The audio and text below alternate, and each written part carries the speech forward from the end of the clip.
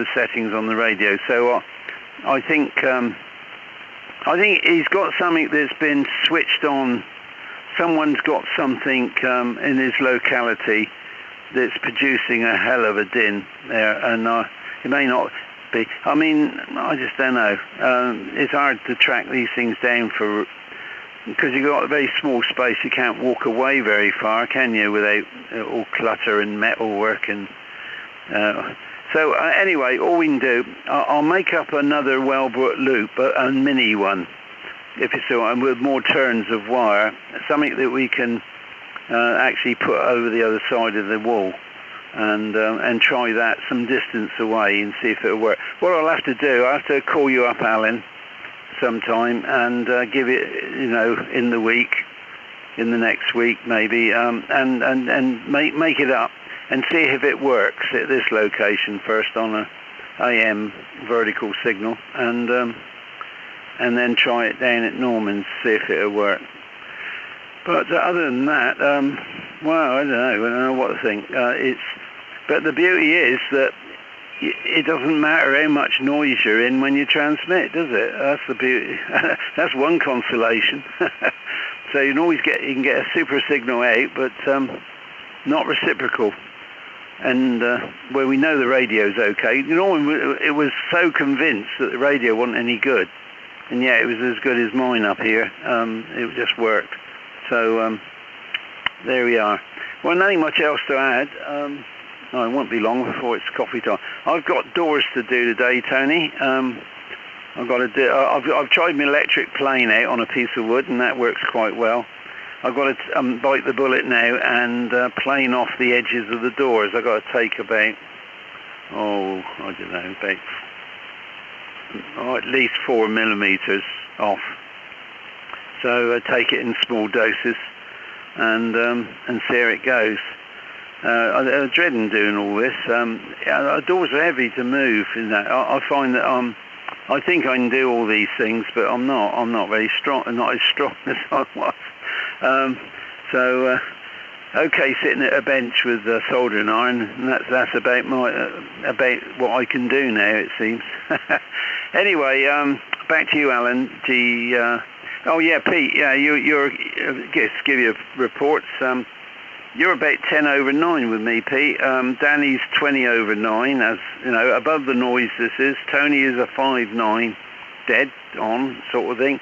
And you, Alan, seem to be indicating 5-7, but I've got a crackle coming in, which is you're not quite getting over. That just needs that little bit more urge to get over it. But yeah, it's just local interference or whatever it is causing trouble. So you're just on. It's just not quite damping that out. But other than that, it can copy you okay. No problem copying your speech anyway. But otherwise, it'd be quite smooth.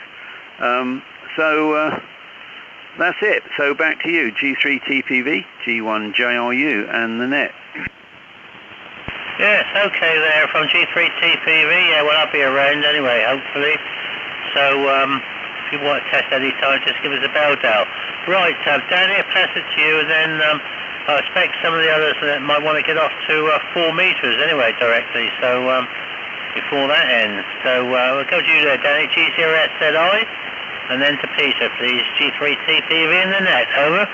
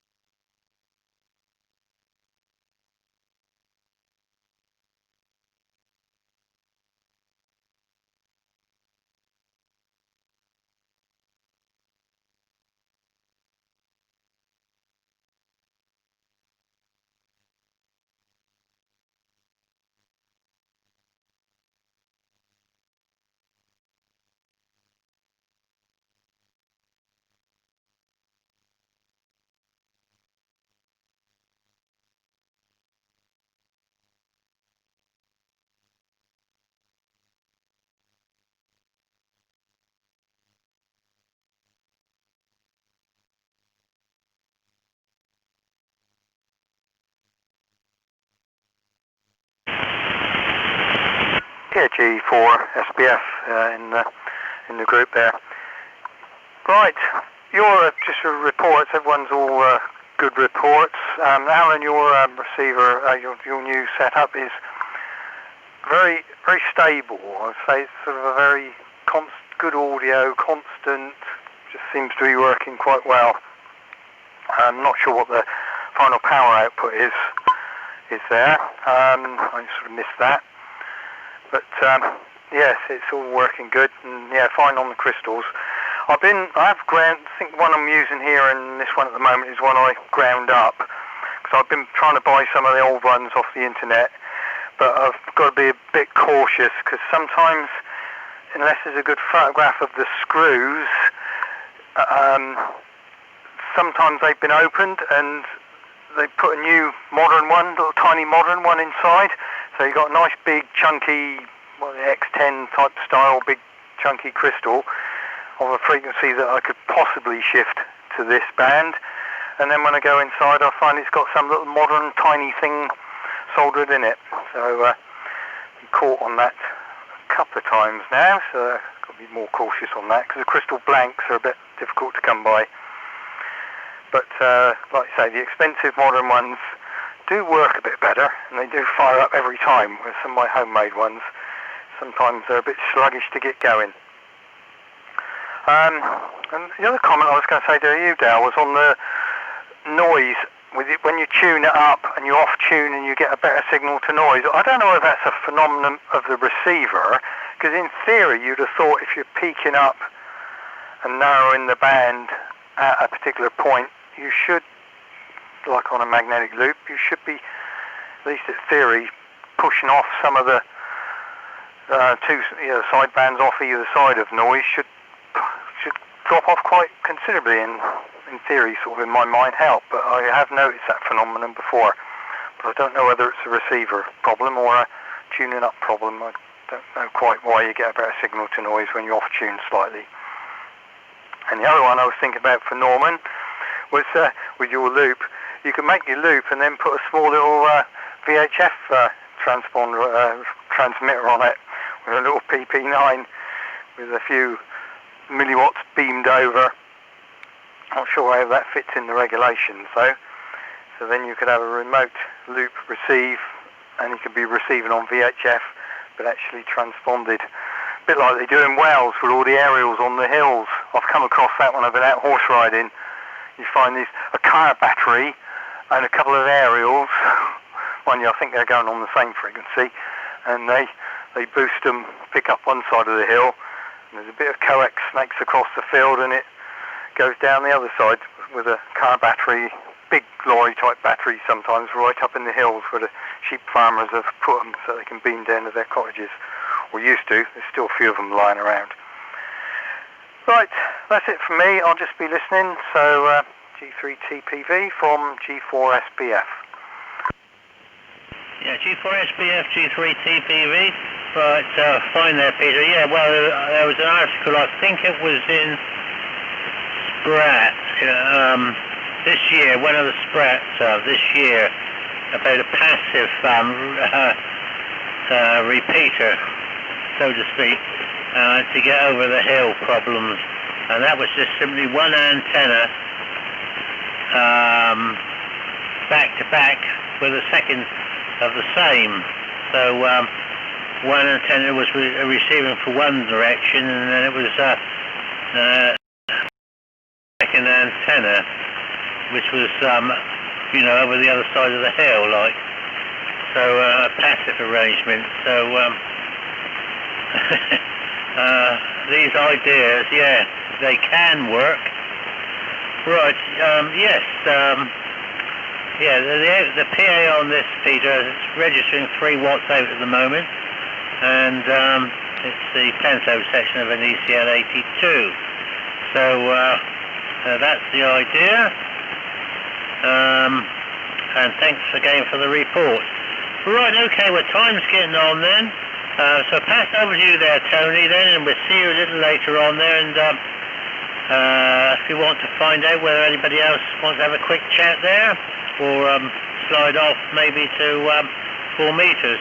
So we'll take a final from you there, Tony, and then I'll pack the gear in, bring the antenna in. G6MNL, G3TPV, over to you, Tony. Okay, Alan. Yeah, I'll pop down. I assume about 10:30. Get it over and done with, and then I'll be able to get you prepped up for your lunch, won't you? Around about midday, Alan. So I assume 10:30, if that's okay. And for Del there, yeah, just put a bit of candle wax on the sole of the plate of the plane, Del, and you'll find you'll whiz along quite nicely. But just take small shavings, don't sort of rip at it. And ideally too is, if you've got a bit of 4x2, you can create a notch with a couple of wedges in the door there, and you've got yourself a nice little footrest and support to hold the door. That's the problem, is holding the door, unless you've got some sort of workmate vice arrangement. Anyway, stay safe there, Del. That is a vicious tool, or can be. But like I say, a little bit of wax will help you along there. Anyway, unless called, I'll knock the station down, put the aerial away, and Alan, the new antenna is all it's all varnished up now. So all the coils are stable. So we've only got the width to work out now for top band. Cheers for now. G6MNL, listening off and clear. Yes, okay there, Tony. See you later then. Yeah, Pete, are you still there? G4SBF, G3TPV, over. Yeah, go ahead. Yeah, I was looking through the old magazines from the 1960s yesterday, and I came across an article, build your own carbon microphone, if you're interested there. It was using two plates from a Meccano set, two small plates from a Meccano set, and the carbon was from finely ground up central rods there of batteries, and built into a frame made from balsa wood. So I wonder if you're interested in that. You can have the article, G4SBF, G3TPV, go. Yeah, G3TPV from G4SBF. Yeah, I did hunt around for the granules at one stage, because I was going to try and refresh some, but went for the sort of like we spoke about. I think I've got a standard microphone with a little booster on it, but I wonder what that would sound like. That brought back memories, actually, because when I was, I don't know what age, still at school, I think, there was an article about an earthquake detector you could make. So you have two carbon rods, one fixed to the ground with a sort of brick, and the other one on a long sort of balanced arm with another peg. And so I built this thing. I do seem to remember it worked if you jumped up and down near it. But it was basically the same principle of two carbon rods sort of kept together with a battery and headphones. Right, okay then, I'll pass on the article. I can sort of picture it, but it does give me a thought about whether I can grind up some carbon rods out of a battery and rejuvenate one of the other microphones I've got. Cheers all from G4SBF, now just listening. Yes, okay there, Peter. Anyway, 73, thanks for coming up, everybody, and hopefully we'll catch you all next week then. So I close the net now, and G3TPV is now signing, and unless otherwise called, we'll be going QRT. So very good morning to you all. Have a good weekend.